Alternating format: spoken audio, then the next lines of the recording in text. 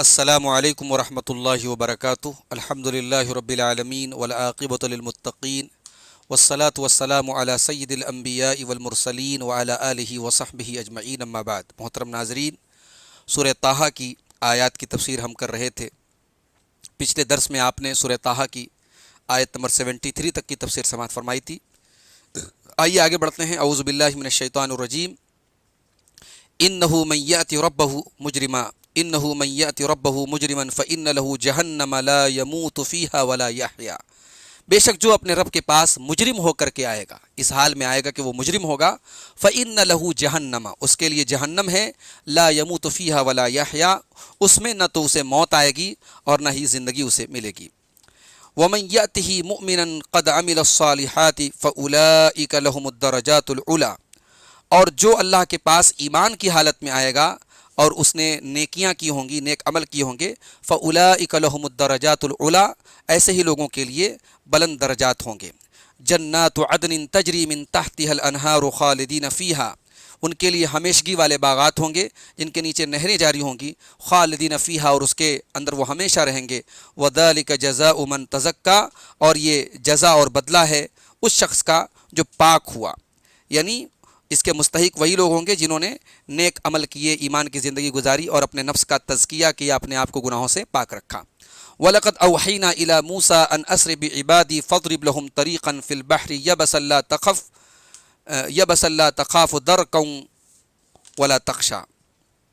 وَلَقَدْ أَوْحَيْنَا إِلَىٰ مُوسَىٰ، اور یقیناً ہم نے موسیٰ کی طرف وحی کی، ان اسر بعبادی، کہ میرے بندوں کو راتوں رات لے کے جاؤ، فَاضْرِبْ لَهُمْ طَرِيقًا فِي الْبَحْرِ، اور ان کے لیے دریا میں، فَاضْرِبْ لَهُمْ طَرِيقًا فِي الْبَحْرِ يَبَسًا، ان کے لیے دریا میں خشک راستہ بنا لو، لا تخاف درکا ولا تخشا، لا تخاف درکا ولا تخشا، نہ تو تمہیں کسی پکڑ کا ڈر ہو اور نہ خوف ہو، یعنی فرعون اور اس کے جو چیلے چمچے ہیں وہ تمہیں کسی حال میں پکڑ نہیں پائیں گے۔ فَأَتْبَعَهُمْ فِرْعَوْنُ بِجُنُودِهِ فَغَشِيَهُمْ مِنَ الْيَمِّ مَا غَشِيَهُمْ، تو فرعون نے اپنے لشکر کے ساتھ ان کا پیچھا کیا، فَغَشِيَهُمْ مِنَ الْيَمِّ مَا غَشِيَهُمْ، تو ان پر چھا گیا دریا میں سے جو کچھ چھا جانے والا تھا۔ کیا مطلب؟ یعنی کہ جب حضرت موسیٰ علیہ السلام کا پیچھا کیا فرعون اور اس کے لشکر نے، تو اللہ نے سمندر کو حکم دیا، جب فرعون وہاں پہنچا تو وہ پہلے کی طرح پانی مل گیا، اور وہ خشک راستہ جو حضرت موسیٰ کے لیے بنا تھا وہ پانی کی موجوں میں تبدیل ہو گیا، اور فرعون کا پورا لشکر وہاں پہ ڈوب گیا۔ تو یہاں غشیہ کا جو لفظ استعمال کیا اللہ تعالیٰ نے، غشیہ کے معنی سمندر کا پانی ان کے اوپر غالب آ گیا، اور غشیہ کو ڈبل کیوں لایا گیا؟ یہ تعظیم و تحویل کے لیے، یہ بتانے کے لیے کہ بڑے ہی خطرناک طریقے سے سمندر کی موجوں نے ان کو ڈوبا کر کے ختم کر دیا۔ وَأَضَلَّ فِرْعَوْنُ قَوْمَهُ وَمَا هَدَىٰ، اور فرعون نے اپنی قوم کو گمراہی میں ڈال دیا اور سیدھا راستہ نہیں دکھایا۔ یا بنی اسرائیل قد انجیناکم من عدوکم وواعدناکم جانب الطور الایمن ونزلنا علیکم المن والسلویٰ، اے بنی اسرائیل، یقیناً ہم نے تمہارے دشمن سے تم کو نجات دی، وواعدناکم جانب الطور الایمن، اور تم سے کوہ طور کی دائیں طرف کا تم سے وعدہ کیا، وَنَزَّلْنَا عَلَيْكُمُ الْمَنَّ وَالسَّلْوَىٰ، اور تمہارے اوپر ہم نے من اور سلویٰ کو نازل کیا۔ من اور سلویٰ کے بارے میں ہم اس کے پہلے بتا چکے ہیں کہ جو من تھا یہ کوئی میٹھی چیز تھی جو آسمان سے نازل ہوتی تھی، اور سلویٰ سے مراد بٹیر کے پرندے ہوتے تھے جو کثرت سے ان کے پاس آتے تھے، اور وہ حسب ضرورت انہیں پکڑ کے ان کو پکاتے تھے اور کھاتے تھے۔ تو اللہ تعالیٰ نے ان کے لیے ایک بہترین خوراک کا من اور سلویٰ کی شکل میں انتظام فرمایا۔ کلوا من طیبات ما رزقناکم، کھاؤ جو پاکیزہ روزی ہم نے تم کو دی ہے، ولا تطغوا فیہ، اور اس سلسلے میں حد سے تجاوز نہ کرو۔ طغیان کا جو لفظ یہاں آیا ہے اس کے معنی ہوتے ہیں تجاوز کرنا، یعنی حلال اور جائز چیزوں کو چھوڑ کر کے حرام کی طرف رخ مت کرو، حرام کی طرف تجاوز مت کرو، یا اللہ تبارک و تعالیٰ کی نعمتوں کا انکار کر کے اللہ کی نعمتوں کو کسی اور کی طرف منسوب مت کرو۔ تو یہ تمام چیزیں طغیان جو ہے ان تمام چیزوں کے اندر آ گیا۔ تو اللہ نے فرمایا ولا تطغوا فیہ، کہ اللہ تبارک و تعالیٰ کی پاکیزہ روزی کو کھاؤ اور طغیان نہ کرو، فیحل علیکم غضبی، ورنہ میرا غضب تم پر نازل ہو جائے گا۔ ومن یحلل علیہ غضبی، اور جس کے اوپر میرا غضب نازل ہو جائے گا، فقد ہوا، تو یقیناً وہ تباہ ہو گیا۔ ہوا کے معنی تباہ ہونا بھی ہوتا ہے، اور ہوا کے ایک معنی یہ بھی ہوتا ہے کہ وہ جہنم میں گرا، کیونکہ جہنم کا سب سے نچلا حصہ جو ہے اس کا نام حاویہ ہے۔ وَإِنِّي لَغَفَّارٌ لِمَن تَابَ وَآمَنَ وَعَمِلَ صَالِحًا ثُمَّ اهْتَدَىٰ، اور بے شک میں بہت بخشنے والا ہوں، خوب بخشنے والا ہوں ان لوگوں کو جو توبہ کر لیں، ایمان لے آئیں اور نیک عمل کریں، ثم اہتدی، اور پھر وہ راہ راست پر رہیں۔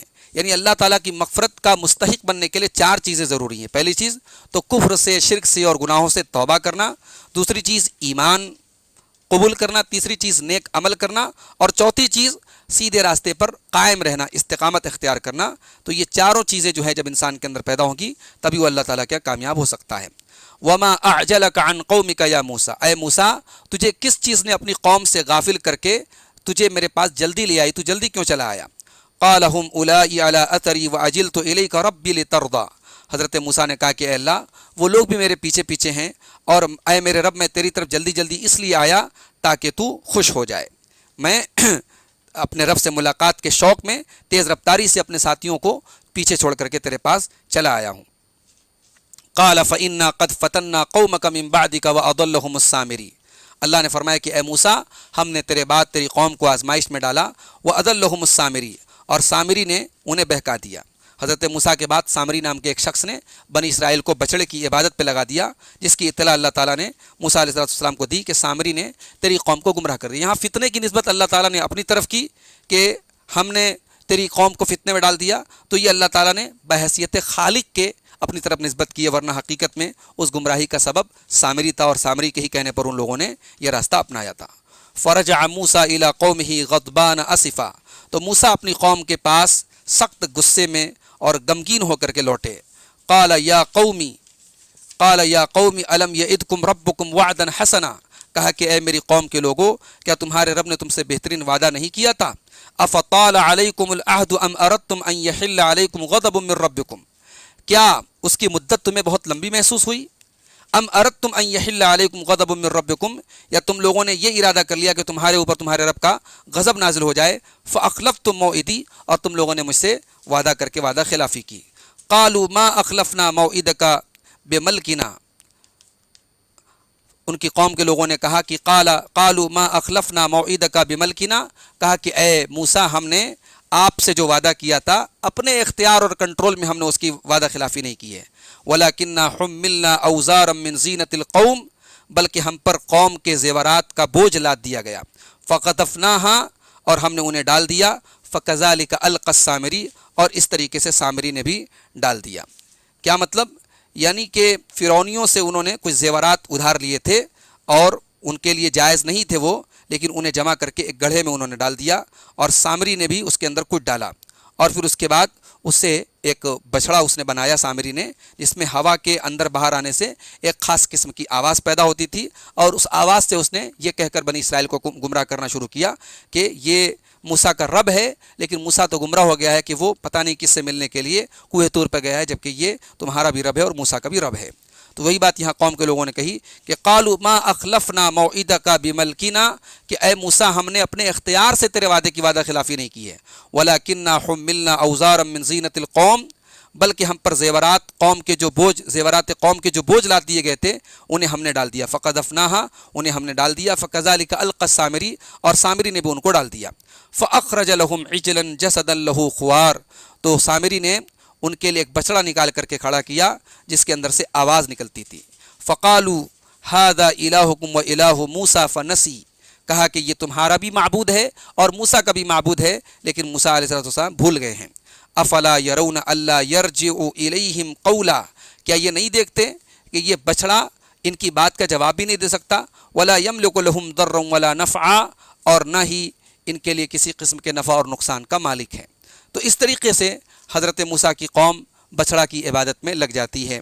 یہ سورہ طٰہٰ کی آیت نمبر 74 سے 89 تک کی آیات ہیں۔ اس میں ایک بات یہ بھی معلوم ہوئی کہ اللہ تعالیٰ اپنے نیک بندوں کے لیے ظاہری اسباب سے ہٹ کر کے بھی راستے کھول دیتا ہے۔ اللہ تعالیٰ نے حضرت موسیٰ کے لیے اور بنی اسرائیل کے لیے سمندر میں راستہ بنا دیا، اور اسی راستے میں پھر فرعونیوں کو ڈبا دیا۔ ایک بات یہ بھی معلوم ہوئی کہ حضرت موسیٰ علیہ السلام کے ساتھ ساتھ بنی اسرائیل پر اللہ تعالیٰ نے بہت سارے احسانات کیے، من و سلوہ ان کے اوپر نازل کیا۔ ایک بات یہ بھی معلوم ہے کہ اللہ تعالیٰ کے حلال میں بھی حد سے تجاوز نہیں کرنا چاہیے۔ حلال میں حد سے تجاوز کیا ہے؟ حلال کا غلط استعمال، حلال کی نسبت اللہ کے علاوہ کسی اور کی طرف کرنا، یا حلال کو چھوڑ کر کے حرام کو اپنانا۔ مغفرت کی 4 شرطیں معلوم ہوئی: توبہ، ایمان، عمل صالح اور استقامت۔ اور حضرت موسیٰ کا اپنے رب سے ملاقات کا شوق معلوم ہوا کہ وہ اپنے وقت مقررہ کے پہلے ہی اللہ تعالیٰ کے پاس پہنچ گئے، اور مشرک کی کم عقلی کا اندازہ ہوا کہ ایک بچھڑا جس کو انہوں نے سونے کے ذریعے بنایا اور سامری کے کہنے پر اس کو اپنا رب سمجھنے لگے، معبود سمجھنے لگے۔ انشاءاللہ اس کے آگے کی آیات ہم اگلے درس میں دیکھیں گے۔ وآخر دعوانا ان الحمد للہ رب العالمین۔